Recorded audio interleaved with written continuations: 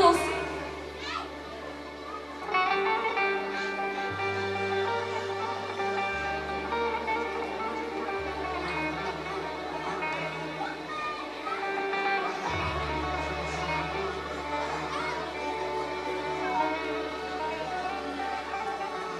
Aman arzum bin gölede dağ dumandır, ne dumandır, dumandır, dumandır, dumandır.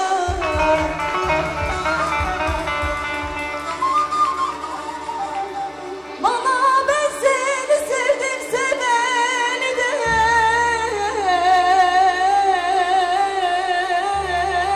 dünya yalandır, yalandır, yalandır, yalandır, yalandır.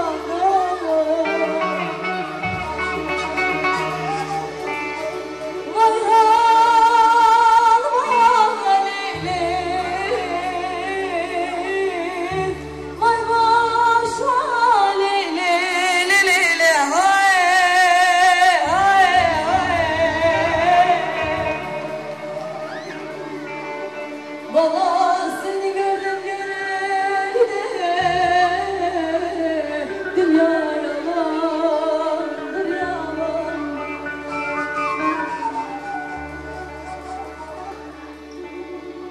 Kalbimdeki tatlı sızı sensin, bu gönlümün yazı. Bakışların öyle güzel, öldürüyor beni nazın. Çölde yağan yağmur gibi, gölde diken çiçek gibi. Güneşimsin, mutluluksun, sana öyle hasretim ki. Gülüm benim, gülüm benim, derdim aşkım, canım benim. Ayırmasın Allah bizi, budur inan tek dileğim.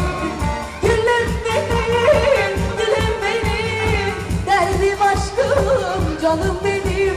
Ayırmasın Rabbim sizi, budur inan tek dileğim.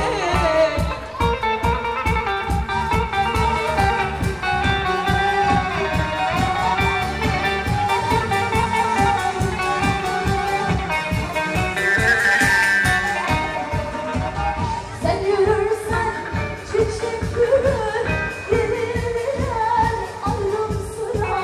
Güleceksin bahar güler, gideceğim bu canıma. Gece yağan yağmur gibi, kene açan çiçek gibi.